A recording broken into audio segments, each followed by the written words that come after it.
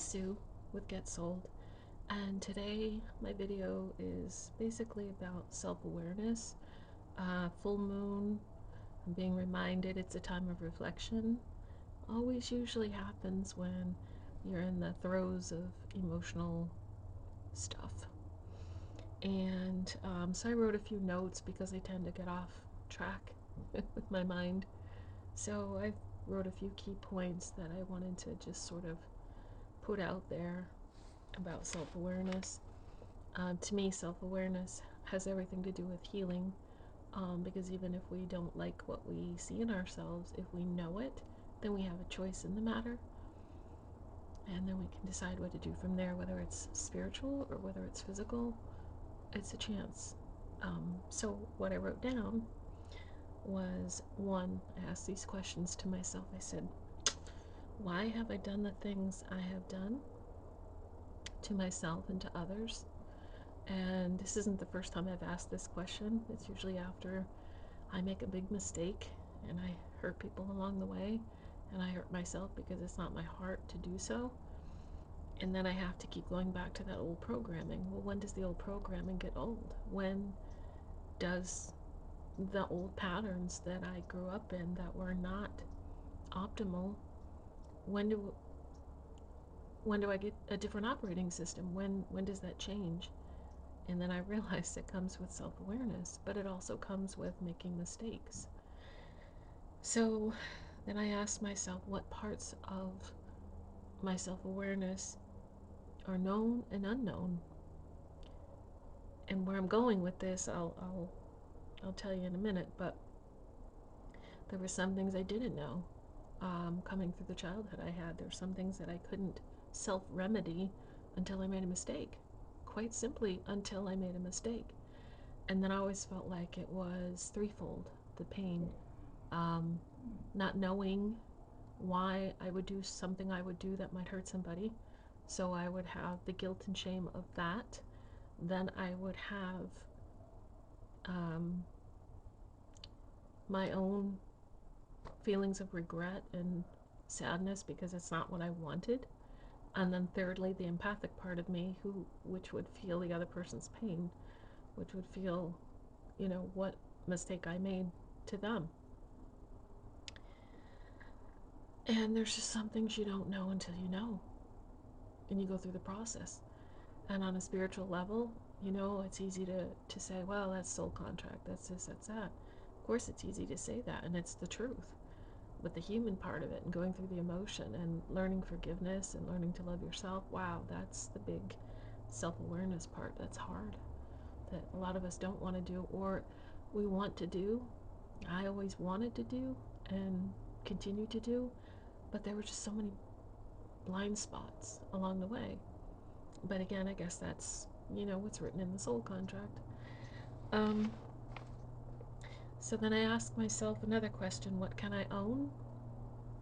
And what do I still struggle with? So a lot of stuff that I own always reverts to, I didn't know what I didn't know. And yeah, sometimes it gets old. But again, where I'm going with this is big aha moment for me. Big aha moment. So then I even asked myself this question. I had a self-awareness about my cleavage. Why do I feel like I need this for me? And it sounds stupid, really stupid, and I'm really being raw right now. But the answer that came to me was probably unexpected if you're listening to this now, but because I don't want to alienate women, I don't want to come across in the wrong way. But I realized it was the need for, what I put down as maternal nurturing. Maternal nurturing, symbolizing, this area typically is what we grow up as a child knowing is safe, knowing is nutrient, knowing is close to the heart. And for me, that's all I've had as my own, because in this lifetime and with the soul contract I had with my mother, it wasn't really good. I didn't get that feeling. In fact, I felt in the womb more so that she was stressed and that I really wasn't wanted, you know.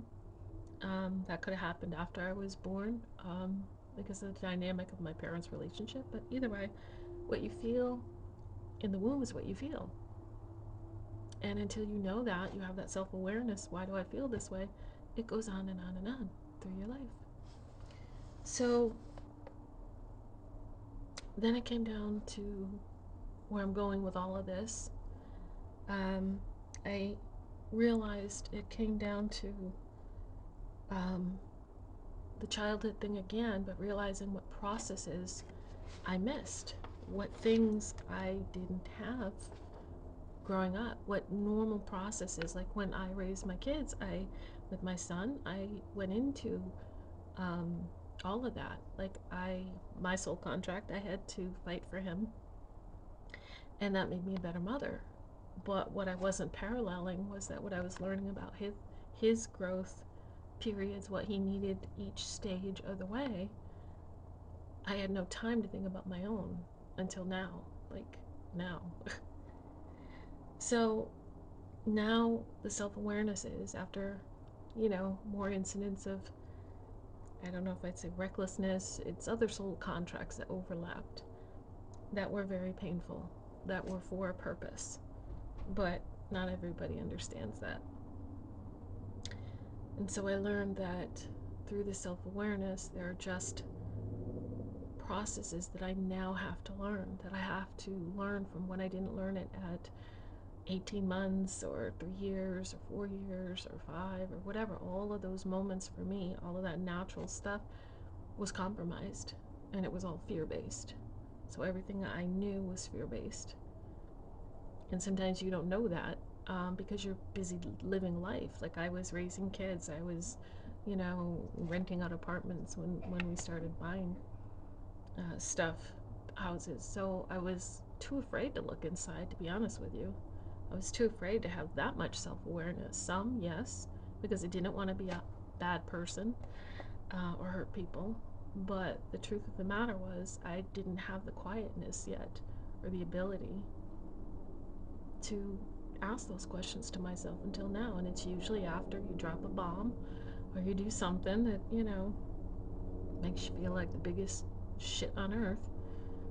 And then you have to work through it. So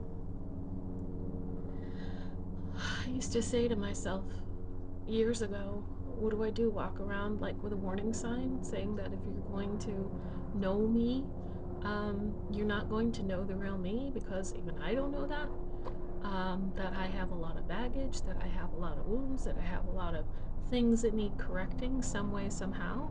And that danger, I could, hurt you, but not mean to, right? So my spiritual side then kicks in and says, okay, you're aware of all of that. Good, good. But the way we do it in the spiritual aspect is we don't blame, we don't shame. We understand that this is something that, your soul asks for to learn and grow.